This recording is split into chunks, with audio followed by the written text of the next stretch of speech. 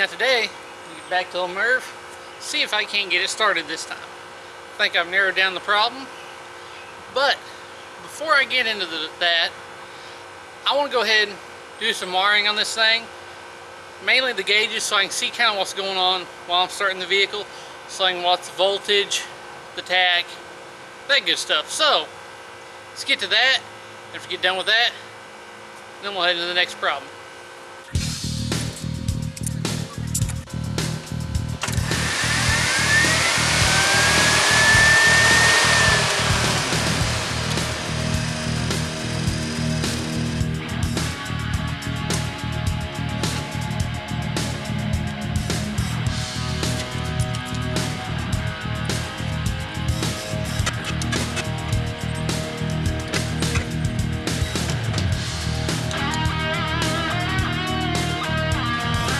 First time the gas gauge has ever actually moved, although it's still way over there, so.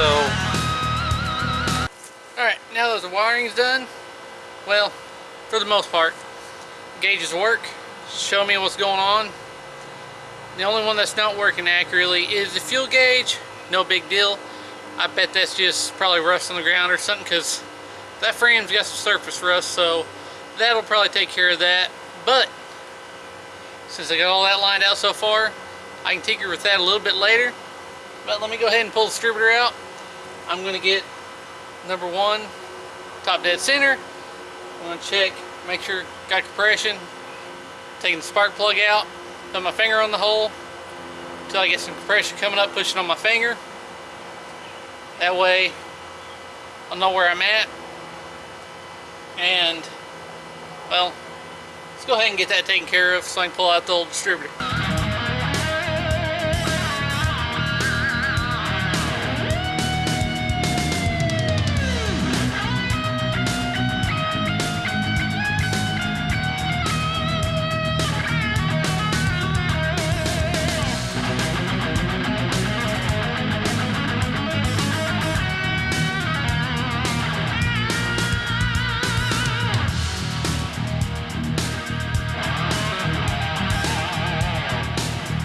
Now I have a brand new one here, and this one, which honestly I believe is one of those cheap $45 eBay specials. Now part of the problem I was having with this, whenever you plugged in the module, these almost slipped out the backside, so I tried correcting that. Looks like there's some kind of corrosion / rust on there. And it's actually quite loose, but I think that is the problem right there on the end.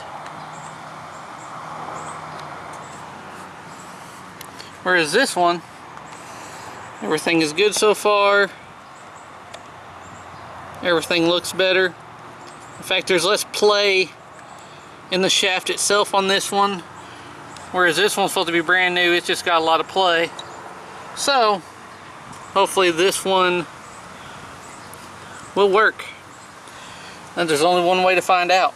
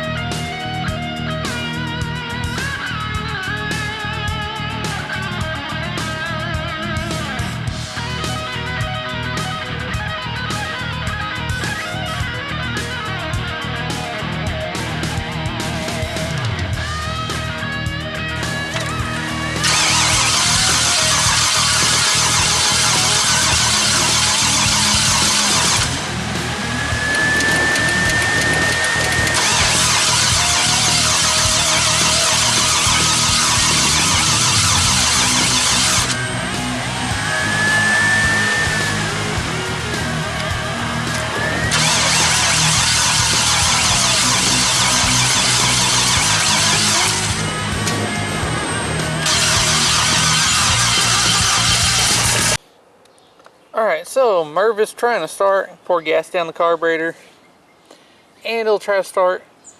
Step-up pump is not working at all now. It was working last time I tried to start Merv, and I think I figured out why. As you saw in the video, I replaced this filter. Well, you take a look, it's separated. That gooey stuff is moving around. So now I gotta clean the inside of the carburetor out because it's separated on me, so there ain't no telling what got up in that carburetor. A little upset about this because this was a new filter when I put on it. And also I'm gonna replace the one on the frame because it's the same brand and everything, got at the same time, so I'll drain the lines too, and hopefully after cleaning the carburetor and getting these changed out and draining the lines, I can get Merv started. Alright, so got the fuel filter replaced on the frame, all cleared out, drained the lines while I was there, everything's clear now. For the carburetor, went ahead and took carburetor cleaner, sprayed inside of it, let it sit, and dumped it out until basically everything was clear coming back out because it was nasty coming back out the first time.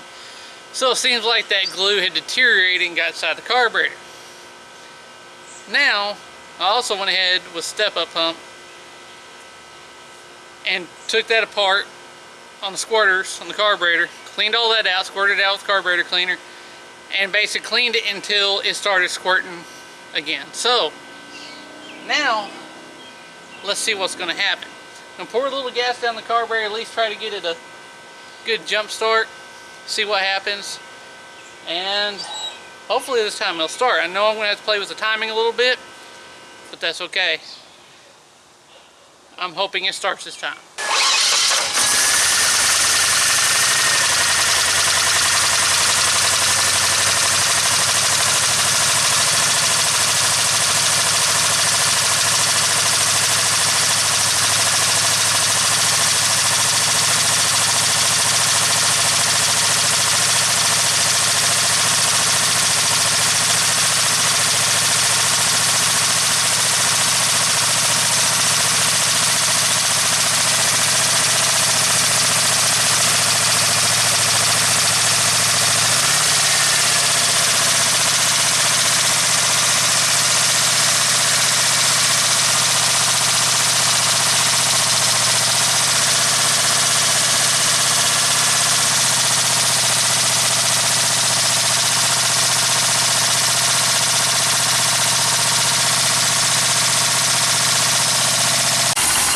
Oh boy, that header paint. That header paint is not liking that. Obviously the sound you're hearing is from the rockers. Obviously gonna have to readjust those.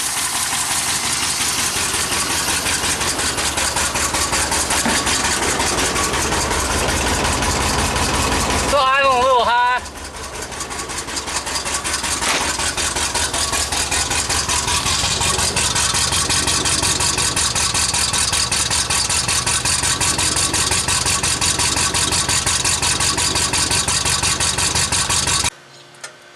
You can just look at that paint peeling. Now obviously on this side I did get gas on it when messing with the line and everything here. So that's probably what did that there. This side, I'm not sure, but as you can see, it's literally peeling up as we speak.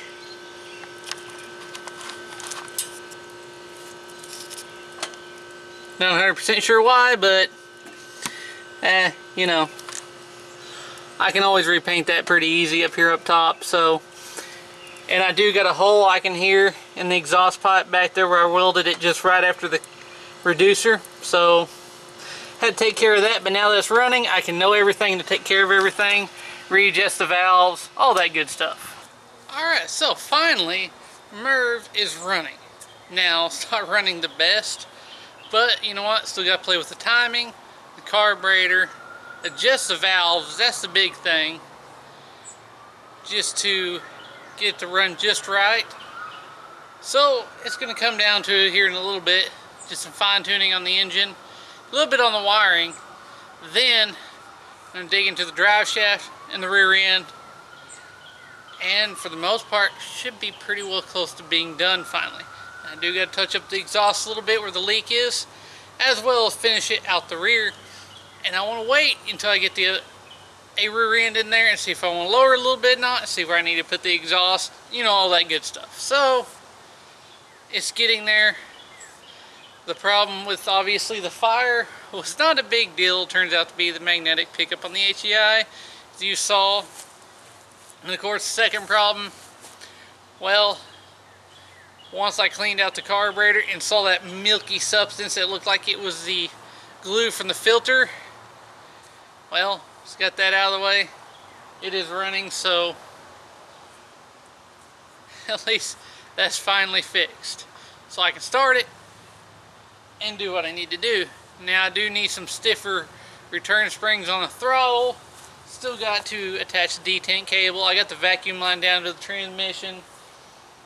Got to tidy up the wiring, like I said, all that good stuff. So it's coming along. Headlights work, turn signals work, brake lights work, all that works already. So it's getting closer and closer. Now this project's taking longer than what I expected it to. But you know, things happen. I should be used to that by now because every project I've ever done takes longer than I plan on it. That's just part of it. Some of it's time, some of it's money, some of it's weather, some of it's just simple motivation, just not wanting to work on it. And other things is like problems and issues come along, which happens in every project. But we got over that hill and we can just keep going from here. So hopefully, before you know it, the thing will be done.